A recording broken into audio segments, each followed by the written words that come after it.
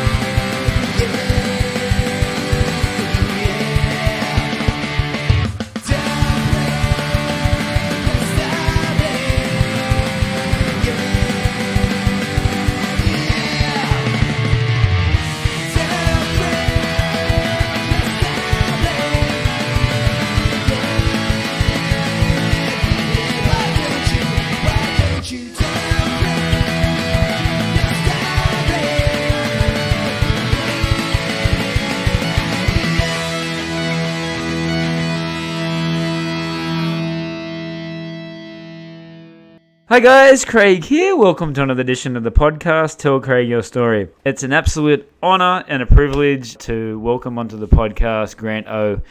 Grant is well renowned for working for MTV in Japan, and he's worked with some of the biggest rock stars in entertainment industry.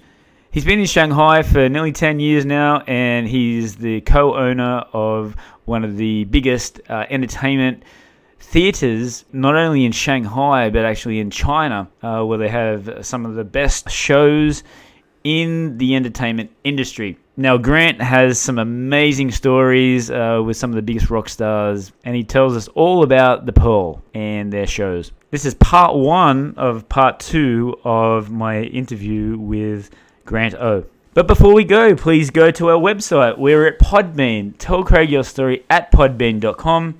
We have a link tree there which tells you where Tell Craig Your Story podcast is streaming. We are on all the major streaming services. We have a YouTube link there which has all the videos as well. Make sure you're subscribing. We have VK for our Russian listeners and WeChat for our Chinese listeners. At Tell Craig Your Story. All right, here we go. This is part one of my chat with Grant O on Tell Craig Your Story podcast.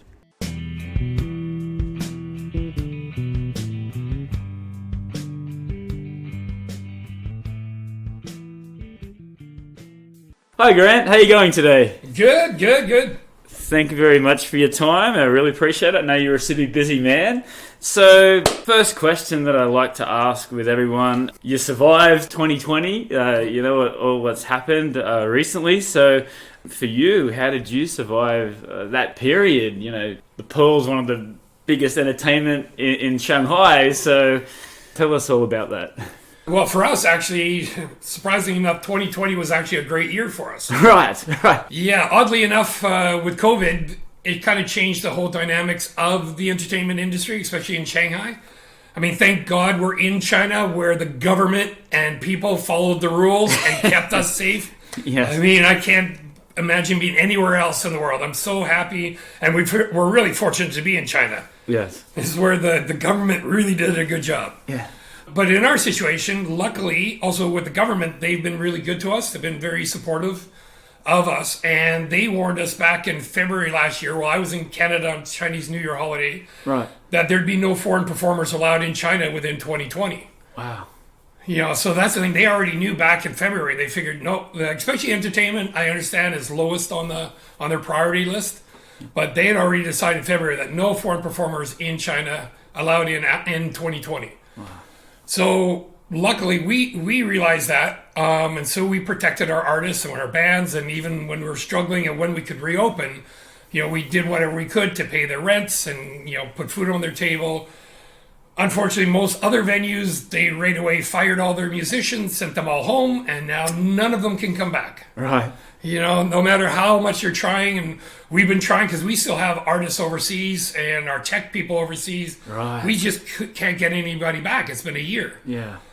But so for us, because we protected our team, when we were finally able to reopen, we had the show. And a lot of people say you've got the main show in town, and luckily, kind of, sort of, that's the way it's been. Yeah. And the other thing for us that's been really interesting is because there are no big touring groups, there are no big shows at Mercedes-Benz.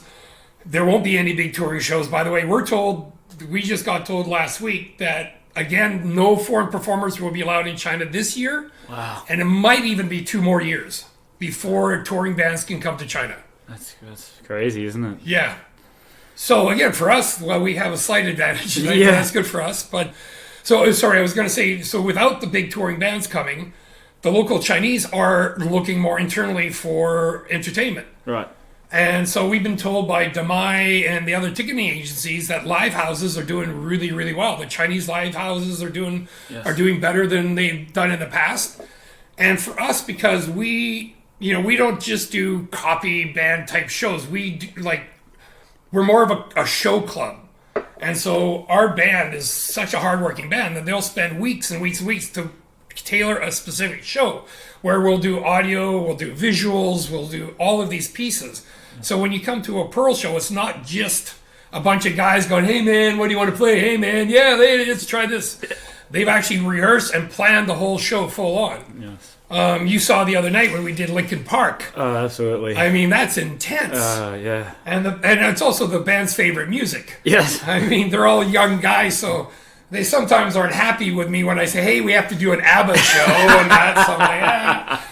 So that's when I let them rock it out to, some Linkin Park or Disturbed and all that stuff, where you see the intensity. That's great. Yeah. Packed house. It was the first show of the after the spring break, so I think everybody was really keen to get back into it, right? True. Yeah. Yeah, I'm not sure what I could say, but we had 286 in there. I'm not sure that followed the social distancing, but it was a hell of a good night. You checked your thermometers and you did all the precautionary things, so I think that was fine. And thank you very much for giving me the tour. It was great. You made me very welcome. So let's talk about a little bit the history of the Pearl. I found it very, very interesting when you were telling me about it. So tell us a little bit about that. Well, the building itself was built in 1931 as a Japanese Buddhist temple. Right. It's the sister temple of Tsukiji Temple in Tokyo. Right. Now, and apparently after World War II, when the Japanese were removed, that area where the Japanese concession became an entertainment district.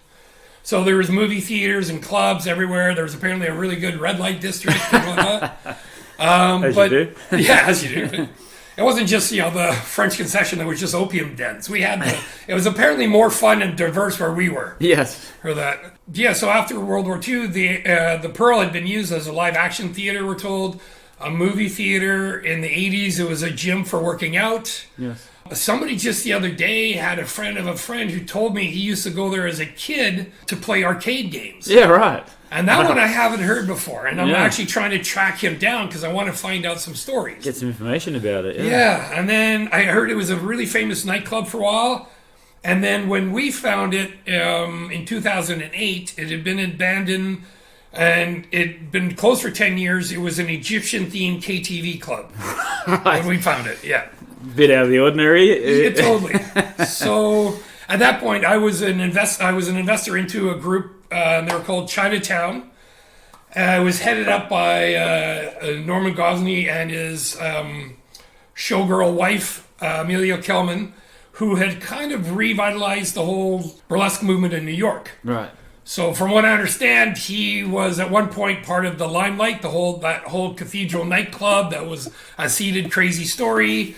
And after that, they were instrumental in starting like underground cabaret burlesque shows, where they would literally just rent a garage and set up a couple lights and do some sexy, saucy shows. Right. And then eventually, I'm not totally sure of the story, but it sounds like that also then led into things like the Slipper Room in New York, which has been around for a long time. And my favorite place, whenever I go to New York, me and the wife and that, always have to hit the Slipper Room a couple nights. Yeah, right. But eventually they grew into a show called Chinatown that then performed in Vegas. Right. And then they decided to bring it all to Shanghai. Yeah, it was an amazing show. It was a full-on foreigner burlesque show, which then as they evolved, they also brought in Chinese artists and started to train them up.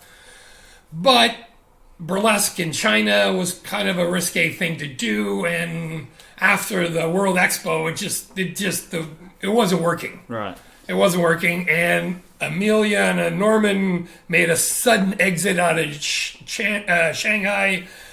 And everything kind of fell apart from there, and I eventually just walked away. Right. Yeah, I was just where I saw it was going. It's like, yeah, I invested my money, had a good time because I was there as a photographer. That's my main thing. Was I just shot all the pictures. I had nothing to do with operations. Right. But I had a blast and I have some great photos. But yeah, eventually you just have to see the ship is sinking. It's like time to walk away. Forget about the money. You had a good time. Yes. Let's go. Yes. Yeah. Wow. So that was Chinatown. And it was an amazing experience because it was the only thing like that at that time. And it was just, every night was packed with all the, the wealthy expats and everything else, which is a big thing that's changed now. Is we're talking 12 years ago when it was more the expats had all the big budgets and the money, and the locals were still striving and working hard on their way up. Yes. Whereas now it's reversed. Now it's the locals have all the money and they're the ones out having fun, and us expats are kind of like, switch positions. Yeah, right. So it's a really interesting dynamic that I've been here to watch that whole change of things. Yeah, right. Yeah. And then when did you come into like the Pearl? Like when did you start to be involved with the Pearl? Well, so the venue closed for about 3 years. And then Frank Bray, who was our headliner singer of Chinatown, right, who's a famous Sinatra singer, and he performs all over Shanghai. He's performed all over the world doing Sinatra. Right. So it was actually him and a Canadian friend and business partner, Glenn Thane, who Glenn has a liquor import company that I was an investor in already. Right. So these two got together and decided to give it another go as the Pearl. And their original opening show was they did a live action of Rocky Horror Picture Show with 16 actors. Oh, right, yes. Yeah, and it was really successful. And of course, the Rocky Horror Picture Show is banned here, so I think they call it Rock on Horror or something like that. Right. They named it. But what's funny was it was kind of banned here, so of course they were really worried about it, and they brought in government officials to watch it, yes, and they all loved it and said, yeah, we approve, go ahead. And they came back 3 or 4 times later with other friends to enjoy the show. Right. And yeah, it was an amazing start. And I went to shoot the event, as I always do. Yes. But then I was with Ferrari, so I was off to, I think, shoot the Finale Mondiale, the final race in Italy. And so I was gone for 2 weeks, and I came back and then caught the last couple shows. And that's when they kind of approached me going, hey, Grant, do you want to come back in? We know you lost a bundle, but would you want to? And I said, yeah, let's give it another go. On the conditions? On what? On the conditions of, like your terms, right? Or No, I came in as a photographer. The only thing I requested, which was the problem I had with Chinatown, was when they sold me on investing, it was supposed to be a creative space. Right. That we would do theater, we would do, develop music, we would do this, we would do that. But once they had my money, it was only burlesque and only their team. It was under their rules. So they were only open 3 nights, maybe 4 nights a week, doing only what they wanted to do. And so the whole thing is, when we did the Pearl, I wanted it to be more open. Right. So I wanted music, I wanted cabaret, I wanted theater, and the good thing is that Frank and Glenn both wanted that too. Right. So, but again, my role there was strictly as a photographer to start off with, yes, and then as we went, I started helping, with the marketing, with the developing shows. But honestly, the problem was I was busy with Ferrari.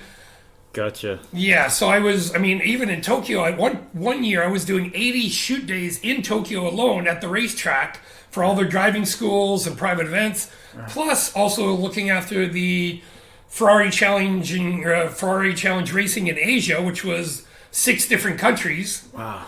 And then eventually in the final year, they added on me shooting North American leagues. So I was shooting all of Asia, all of North America, and their driving schools and everything else. And it was wonderful. It was great. Yeah. But, there wasn't anyone at the Pearl really to take care of the overall, the marketing, the concept, the artists, and everything else. And that's kind of... Also at that time was when they went through a big upheaval in China. There was a scandal with a very famous live venue. I don't want to mention it, but the agency they were using had got caught that they were bringing in performers under performance visas actually as prostitutes, not as performers. Right. And that's when everything the shit hit the fan here. Yes. And the government came down hard on all music venues and all performers, everything else. And the funny thing, it wasn't a change of rules. It was just eventually going back to enforcing the rules that have always been there. Right. And unfortunately, my opinion, after learning so much over the years, those rules are based on probably 30 years ago, where you had a foreign band would come to China, they'd perform at a hotel for 6 months and wouldn't do anything else. Yes. Unfortunately now, there aren't gigs like that. There are no gigs where you go and play at one venue. Yes. Normally. And so you've got a lot of artists who are moving and playing from performance to performance to performance just to trying to survive. Yes. Because, there's, as you know, there's not a lot of money That's right. being a performer here in Shanghai. Right. And so by them actually starting to enforce those rules, it became prohibitive for me to create concerts or shows, because it would take 6 to 7 weeks to get the license for one night show, and we couldn't legally sell tickets until we had that license to show to the ticketing companies. Gotcha, yeah. So we'd have to create a show 12 weeks in advance, and that just became impossible because, no offense to the artists, is, hey, if they get a better gig, they're gone. Right?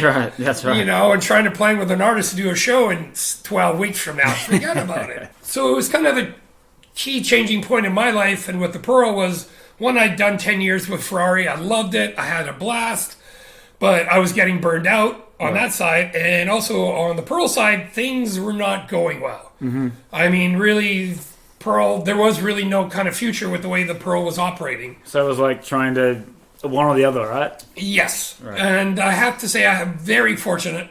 I have a wife with a nice job, an expat job. I'm an expat spouse, and so the house and apartment is taken care of.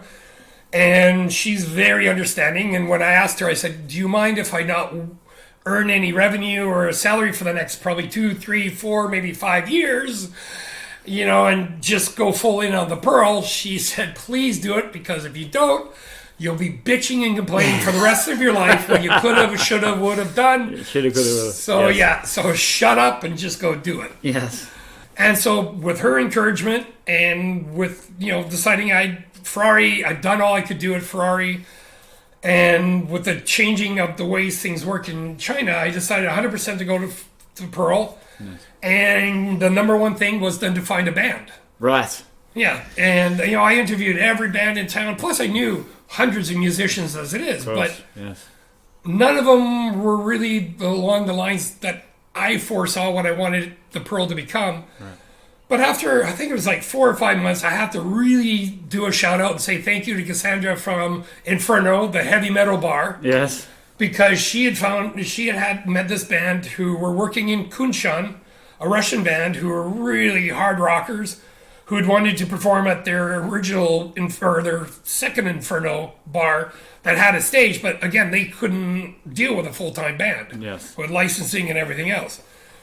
Anyway, she put me in contact with Senya, and Senya and I talked for weeks or months, and we're really in the process of doing it. And finally, my son, Jeremy the Pearl Penguin from New Zealand. He was our juggler host and just a crazy guy with kingfisher penguin hair. It was brilliant. And Chad Romero, who was our Aussie crooner, who I'd originally met doing a David Bowie tribute show. Right.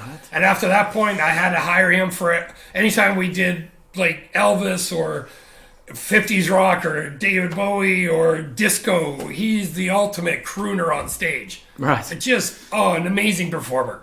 You just can't help but fall in love with the guy. So anyways, I took them as, personal to help me with my decision making, whatnot. And we went out there to Kunshan, which is a couple hours out of Shanghai. Yeah. But before I went, I sent them a very strange song list that I wanted to hear. And to test them out, right? Exactly. Because I'd warned them that if they were going to come to the Pearl, that they would have to do things they not necessarily want to do. Yes. Which included ABBA and Michael Jackson and some disco songs and some Maroon 5, some pop songs. But I love Kiss. I wanted to hear Kiss. Come on. I saw that they did Holy Diver by Dio, which is a huge favorite of mine that brings me back to high school. And I also some other good rocking songs. Like I wanted Nirvana, I wanted Linkin Park, classic, all these other ones. Yeah. So we went out there, and they were great. I mean, my God, they really rocked it. But I'll have to say, at the one point was when my son and I, we looked at each other and he goes, "Dad, that's your band, right?" And I said, "Oh yeah," because Alex jumped off the stage onto a customer's table during ABBA and did a guitar solo and Dancing Queen or something. And I just went, "Oh my God. Wow. These guys can take ABBA and rock it."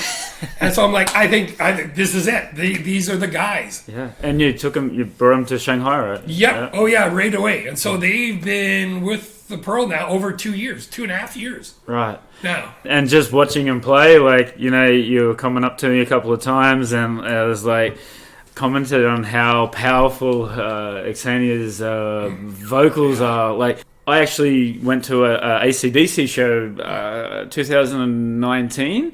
They had the Brian Johnson, they had Bon Scott. It was great. They had the different eras. And then Xenia walks out and it's like, huh? A girl's going to sing Bon Scott? And it was like, you know what? This isn't too bad. This is actually really good. And I was just shocked. She's got that real deep voice that she's nailing. Like they did the full set of Linkin Park and Disturbed and System of a Down, and even last night with the acoustic, they're doing Soundgarden. There's some really amazing singers in that sort of set that they played. Nailed it. Yeah, no problem. So kudos to her. She's, and that's the thing. I'm just really so proud of this band. To see also they've evolved and changed over the last few years, become much more of a show and confident. Yes. Because they have this crowd that's cheering them on, so the confidence within the band is really growing. Yes. Two, it's like I put a challenge to them, and they always exceed my expectations. I mean, for her to do Led Zeppelin, when they did Led Zeppelin, and I mean, she came to me a few times going, "Really?" She goes, like, "How much drugs were these guys on?" And I said, "Well, obviously they did a lot of drugs, with the music they made." And I mean, because she goes, "This is not singing; it's just like whoa, all over the place." But my God, when she first did Kashmir, 8.5 minutes long and strong, I had tears in my eyes, had goosebumps. I was just like, man, once again, they nailed it. A proud papa, right? Exactly, proud Papa G. That's right. They all call me Papa G. Absolutely. So what did they do in that period? I heard that there's rumors that they're actually starting to do some original songs now as well. Yes, that's really exciting. I'm really thankful. Last year, Gilles joined the group as a drummer. Right. So it's actually the Pearl Red Stars 2.0 now. Right. And it's definitely so much more. It's so much fun. I mean, Gilles, as you saw him, he's hilarious. Yeah, that's right. The banter. Yeah, oh yeah. And he gets them going. You can talk in Chinese, get them going in French, Belgian, English, whatever. Yes. Plus, in the middle of something, he'll just start beatboxing. I mean, it's amazing. Sometimes after the show, him and Alex will just beatbox and riff for another 20, 30, 40 minutes. Yeah. You don't know where they're going, but it's a great journey along the way. And so professional as well. It's like I could never imagine. I've never done it myself to be playing 5-6 months a week. Very professional how they sort of get up there and just do it. That's the thing. They're really monsters. Like, I mean, you might see them 4 nights a week, but I know they're working 7 days a week. Yes. Yeah, true. I know it. Like, they're always at home on their own, working over every single song. And when we plan out, we have meetings about every, let's say, 3 to 4 weeks. We plan out shows 2 to 3 months in advance, so that they can figure out how to get to that point. Right. So they're doing like the Linkin Park, do an acoustic set, grunge, but you've also got other sort of shows as well. So you want to tell us a bit more about these shows? Well, yeah. I mean, again, we got ABBA. We do discos we actually do a really great disco show with drag queens. Right. So full on disco with drag queens doing their thing and that on the floor, getting people going, which is a riot. And you're really involved with that sort of like the performance and the show, right? Yeah. My strength has always been, even in the previous days with MTV, is the producer role. Right. I've got a creative side, but I know the business side. Gotcha. So I work closely with the artists to work on the ideas and the concept and, figure out how to tweak it to make it sell. Because at the end of the day, you can do a great show, but if nobody comes, who cares, right? That's right. So I love all the crazy artists I work with and whatnot, and often I have to kind of rein them in a little bit to say, okay, guys, we have to get it within this box that people can understand. Yes. Especially, too, because now we're selling more and more to locals and so we have to also tailor something with what will they understand that they'll come to see. And I was very shocked, too, because I thought it would be predominantly, especially for the Linkin Park, it'd be predominantly like expats, but that's not true. Not at all. Yeah. So it was maybe 50, maybe more Chinese, like you said with a previous shows, that you're getting 80-90% Chinese, right? Yes. Yeah. Yeah, no, it's amazing. Again, this is where this year has been a really breakout year for us. Yes. Because the local 20 to 30-year-old Chinese, they can't go to Mercedes and see a big band, so they're looking what else is going on in town. And I like to think because the quality of the performers and the artists we have and the shows that we create, they keep coming back. Yeah. And what I love, too, is with this new generation, 250 Chinese there are selling my next show because everyone's taking photos and videos and posting and all this stuff. That's the best marketing team I have. Absolutely. Yes. For sure. And like saying about the Chinese too, is every second week we do a Adele Ed Sheeran show. Right. With you met Dave Stone last night. Yes. Ozzy or that, but he's a bit of a ginger, so it was his idea, even though he's not necessarily a big Ed Sheeran guy. Yes. He's a rocker, but he said this show could sell. And then with Senya, who nails that Adele, those two, it works out to be the perfect show. Yeah, right. And I mean, I think we've been selling out that show every Wednesday since I think September last year. Wow. Every second Wednesday. That's amazing. So yeah, we get 200 Chinese, mostly young ones and mostly women. Yes. And they come in, we do an early show so they can be there from 8 till 10 and catch the train home. Right. Amazing. And also, I want to talk about the Queen show. Because Queen's, the last, ever since the movie came out a couple of years ago now, Queen has been very, very popular in China. So you've actually got a show there as well, right? Yep. Who is Freddie? Freddie, well, actually, we've got this is the thing with our band. Our band is the core band. And then depending on the shows, I add in other performers that really work together. Yes. So for like ABBA, we'll bring in extra singers to have the full line out front. With Queen, we actually started the show a few years ago, just before the movie came out, actually, before we even knew the movie was coming out. Right. So that team was different. That team, we had Rion, who is from Trinidad, and then we had Chad Romero, the Aussie, who is, again, the drama and all of that and whatnot. And that show went really well. Really great, and especially after the movie came out, it just exploded. Oh, yes. But then, COVID happened, and I lost both of them. They're gone. They both couldn't come back in. So we were lucky and fortunate. We were in the COVID off time when we were doing some private events, we did some Broadway shows, and we ran into a few really talented singers, and we found this fellow named Trenton, and he's just incredible. Yes. He's incredible. So what I like is the fact that we've got the band, and we got Senya, who you know is a rocker. Yes. And then we've got Trenton, who is more flamboyant. Yes. And very Freddy, and he has a total, the look and the persona on stage and the voice. And then it makes, again, the perfect combination where you got those two together on stage and they can hit every single song and just perfect. And I think it's because of COVID and everything else going on, that show just doesn't stop. Yeah. I mean, every time we think, it's going to be slow, boom, we sell it out. Okay, we'll do it again in 6 weeks. Boom, we sold it out. Yeah. Boom, we sold it out. And it just keeps going and keeps going. It's incredible. That's really And I'm so proud of the team. And not only that, they keep adding more songs. Right. Because this is what I love about the band and their creativity is they get bored. And they know that, right. And they also don't want the audience to get bored because we have so many people who come back show after show after show. Repeat. And they bring their friends. So we actually, not so much it's them. This is what I love and respect about them is they realize they need to keep things going. That's right. So they'll come up with ideas and this. And so the last Queen show, they added on a couple Hammer to Fall or that. But the coolest thing was Trenton, it was actually Senya's idea.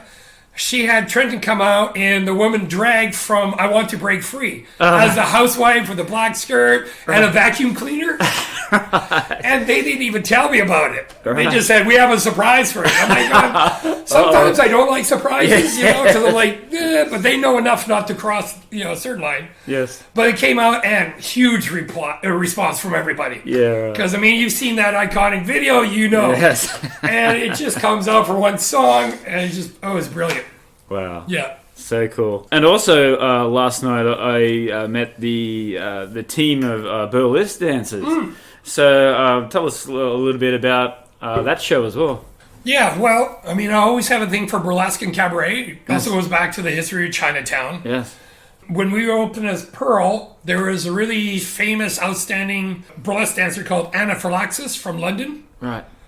So she was one of our headliner stars when we did some burlesque cabaret shows with the Pearl, and she started the Shanghai School of Burlesque. Right. And so she took it upon herself to actually start promoting burlesque here. We had a little bit more freedom back then, I must admit. When I look at the photos I took 6 years ago, the shows we had, I'm like going, oh God, we couldn't do that now. Because it was also before social media when everybody was on WeChat taking photos and videos and posting. It was just me taking the photos, which we used sparingly where we could. Yes. So what ended up happening is, Anna's full on burlesque, tassels, gorgeous, everything else, but was a solo artist. And what she did is she teamed up with another amazing talent, Cara, from Ireland that you met last night. Yes. And so Cara is much more cabaret or a troupe kind of performer. Yes. Amazing talent, creative talent. And so those two teamed up, and it became really good because you'd have one who was creating the cabaret and the troupe, and then you'd have Anna who's creating the solo artists and performers, who then also was working with another really talented drag king. Her name was Ennis. Don't even remember her real name, but her stage name as a man was Ennis. Yes. And it was just an amazing kind of team working together. Anna then eventually left, and then Carrie, who's an amazing, in herself too, burlesque performer who always mad at me when she can't use tassels, but what can you do? We're in China. And so those two have now teamed up and they changed the name to the Silk Room Burlesque and Cabaret School. Right. And those ladies are just incredible. Yeah. And I love it because they're all about woman empowerment. Yes. It's all about taking people with talent and just letting them be a star on stage. And the one thing that they were talking about is that it's not just your skinny stereotype, Completely. Yeah. So, like, full body, it doesn't matter what size you are. If you can get up and perform, be a good performer, go for it, right? Exactly. Yeah. And that's also one of the kind of really key and important guiding principles for me when it comes to the Pearl is full inclusion. Yes. This is a place where if you're brave enough and talented enough to get up on the stage, praise you, because I can't do it. That's why I've always been the cameraman or the video guy. I'm behind the camera. Yes. I'm no good in front of the camera or on stage. So I praise anybody that's talented enough to do it. And they're the thing is, they're all so good. Yes. Honestly, you watch these people up on stage and this is brilliant, and they're loving it, so you love it. Yes, of course. That's the other thing is, I work with a lot of other talented professional dancers, Russians and whatnot, that are amazing and talented in their own sake. But, they're the showgirl style.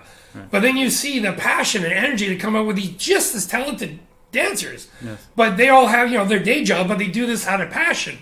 And you watch them on stage, and you just can't help but being infected by them and go, wow! Yes. And it's incredible. When they, unfortunately, because of, certain regulations, we can't necessarily do full shows, but we do, some private events with their school. Right. And those days are just incredible, because you've got 200 friends and family cheering them on, and it's just 100% love. Yeah, right. And it's amazing. You can feel the passion with them and with you as well, with their performances. That's absolutely great. And one thing that you mentioned to me also is that I don't know if you did before a Magic Mike, or are you going to do a Magic Mike? Is that on the cards? Or Magic Mike is kind of on hold at the moment. It was that's another one of those ones that sells really well, but it's kind of in the gray area. Right. So, that's off. Unfortunately, that's off the calendar for the time being. Right. We're kind of working through how we can do that.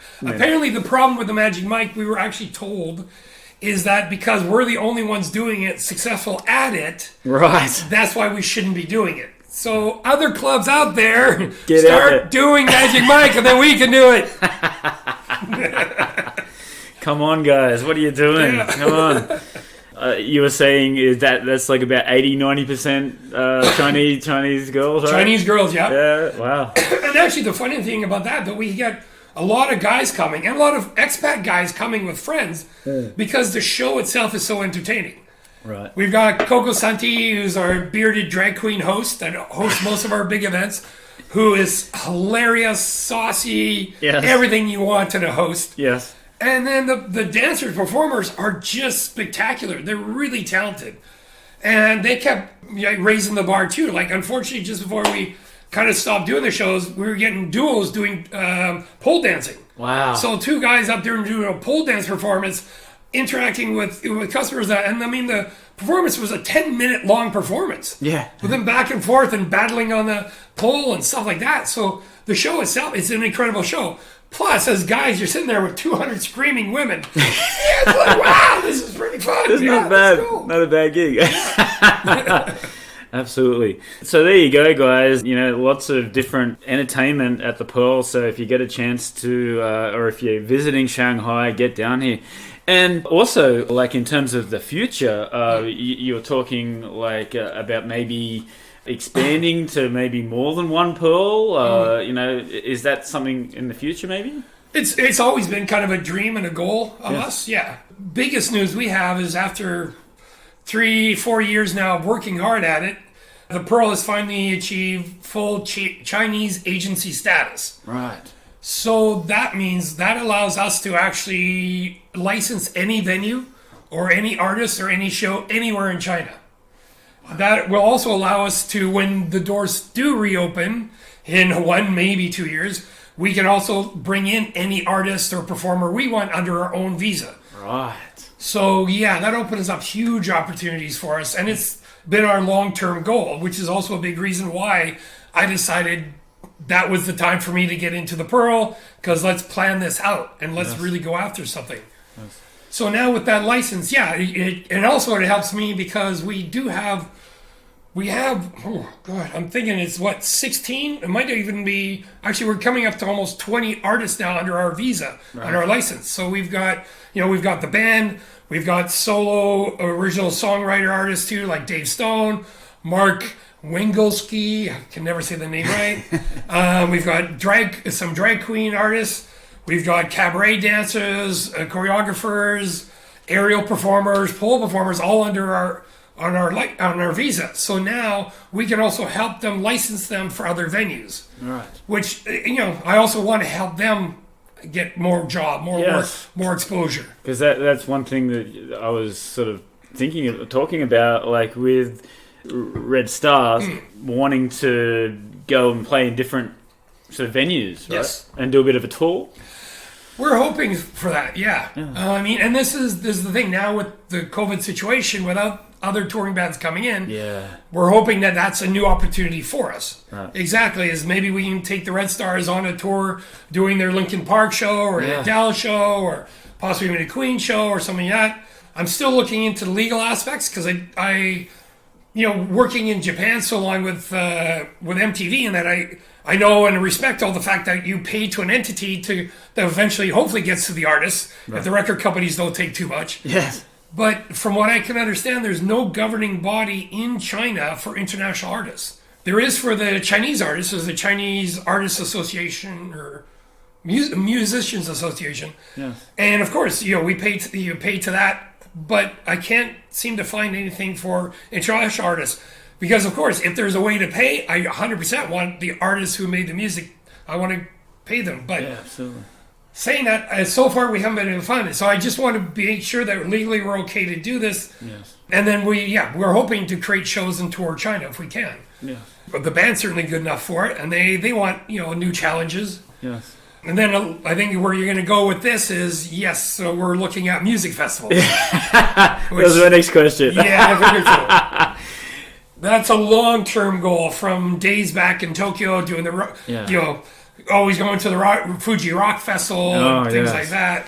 But it's such a huge market that's just waiting to be tapped into. Like 1.3 billion people. Like if you could get some international bands to start off, and then that hopefully that could create a sort of a snowball effect. We getting more bands, because like Metallica, for example, they've been here twice now, and I've got a good relationship with them, and they said that they had to submit every single song to the government. They had to give all their lyrics, and then they weren't allowed to play two of their biggest hits, One and Master of Puppets. Yeah. That's crazy. Yeah. But it's just the way it is. So, do you think in the future that it'll sort of change for the better? I doubt it, because, and I mean, the thing is, there's also a history of why these things are. I have to say, the biggest setback I think we had here for foreign performers in China was Bjork. Right. Years back, must be about 13 years ago. Bjork got up on stage in Beijing and free Tibet, and I mean, basically being a self-righteous, immature, ignorant person to do something like that. Why? And because by doing that, maybe she looks good to her and her buddies and her friends, but you just ruined the lives of every foreign artist in China at that time, and every future artist who ever comes here is now screwed thanks to your actions. Yeah. I mean, I remember at that time, all my DJ friends and musicians, everybody just shrunk down because the government came down hard on everybody. Even DJs were getting harassed by, what are you playing? Nobody could play, even DJ playing Bjork. Nobody really cared anyway. Let's face it. Sorry, not in the clubs I went to anyway.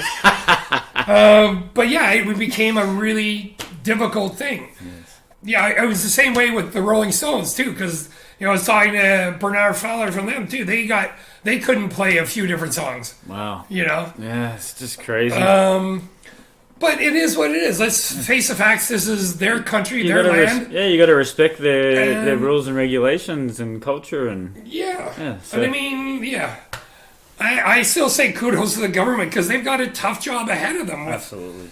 The huge population they have and different political issues and in this and that, and overall, for us as foreigners, it kind of we don't fully understand. But again, it's not our country, so we have to respect their rules, how they're doing things, and let's face it, things pretty much are doing pretty well here. Yeah, and especially during COVID, that's the whole thing. We cannot complain anything that we're here doing what we love during a time where the rest of the world has screwed it up royally, especially North America. And nobody can perform anywhere. Yeah, that's right. It's brutal. I was telling you, I had an interview with a country and western band in Australia, And they're doing shows now, and when they play at a club, you have to buy a table, you have to sit down, you can't stand up, and you can't sing because it projects, Wow. I don't know, saliva, I don't know, Right. something like.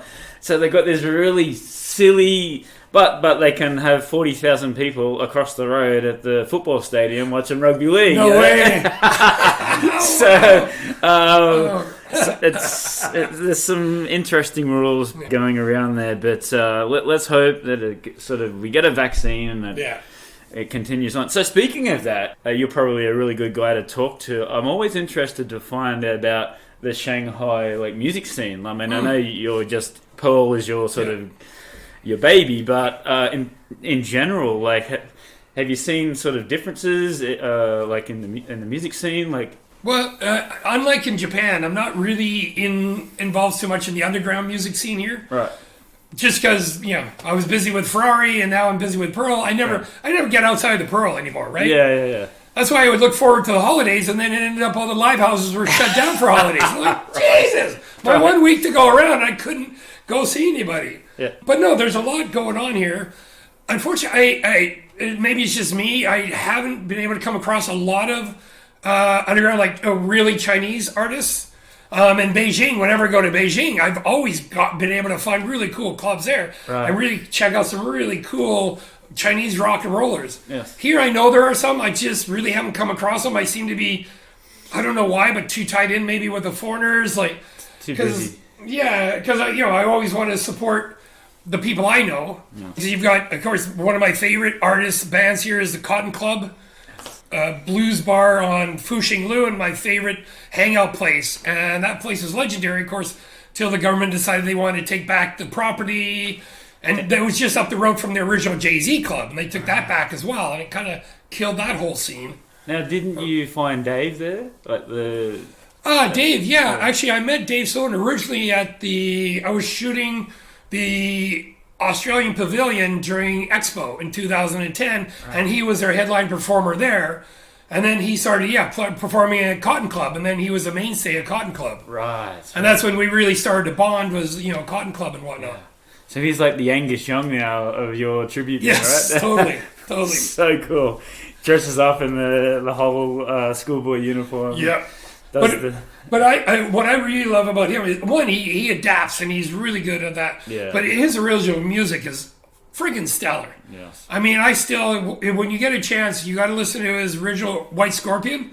Right. How one man can do that much with a guitar and a stomp pedal and sing and everything else. I'm like, every time I have to stop what I'm doing and just watch him. It's amazing. Yeah. Truly. Absolutely.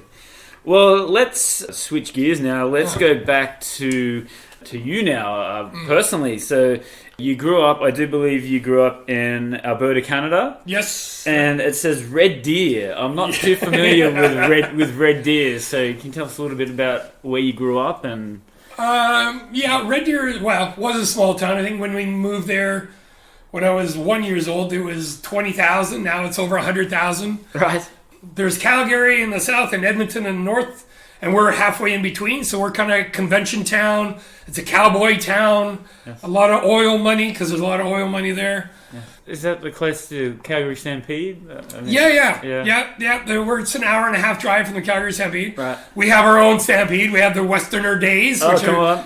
Going with Dad, watching the chuck wagon races and the horse bronking and all that stuff. Oh yeah. Right. And go hockey games whenever we could. Right. That's kind of the way you grow up. Yeah. Hockey in the Stampede. Yeah. Oh yeah. But it was great because it wasn't a big city, so it was more family. You knew a lot of people in town. It was safe, always safe.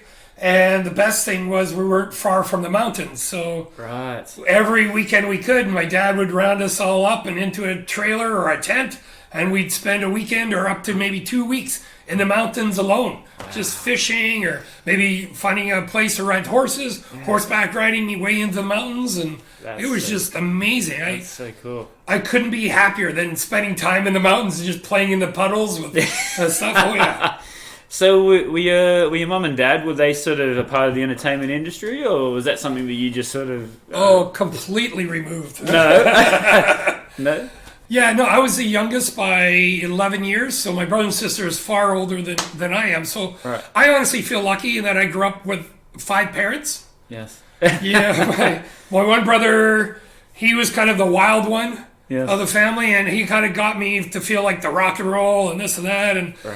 my other brother, who became a biologist, he was a serious one of the family, and also spent a lot of time also taking me out camping, and he taught me a lot of core values. My sister was the creative one of the family, who was the artist, and she always spent time with me as a little kid, teaching me to draw and this and that. Right. And I'd sneak into her room late at night, and she'd read The Hobbit or Lord of the Rings to me, and my mother would come in and go, "Get back to bed," and stuff. And so, with them, and then my mother is like the all-loving, amazing mother that you can't, a lot of people say this, but you just can't have a nicer mother who's grounded and caring and just a real mother, right? Yes. And then my father, who is business. Right. He was a business guy. Right. Him and my mom started off as farmers, but went bankrupt when they were young. And my father then said, this will never happen again. And he decided to really get focused into business and got into real estate and did very well for himself. But that was his obsession. He just wanted to make sure that he kept the family safe financially. And, we didn't see him as much as we would like to, as anybody would like to, but he kept the family safe. And he really taught me growing up about business, about ethics, and this and that. Because trust me, I could be really wealthy right now with the different things I've done if I didn't have his damn ethics. You never cross that line. Yes, absolutely. And then going to school, is this when you started to sort of music? Was that your brother's influence, or did you say? Yeah, well, actually, all my brothers and sisters all listened to music, and actually it all affected me because, my sister was all, of course, Neil Diamond, kind of thing. My other brother, Vance, he was more into Supertramp. Right. And, a lot of that really good stuff. Pink Floyd, Led Zeppelin. And same with my other brother, he was on the rock side. So, me as a little kid, I would always sit and play their 8-track tapes. Yeah. I don't know if you remember these big, awful 8-track tapes. Yeah. So I'd listen on their 8-track tapes after they left the house, right? Because they all went off to college and whatnot. Yes. So I would just have their stack of 8-track tapes and just play it all the time. And it really I really got heavy into music. It was just something I always loved. Yes. I had no musical talent. When I was young, I wanted to learn guitar, and my parents took me to accordion lessons and said, once you learn the accordion, you can learn guitar. And after 3 months, I just, screw this.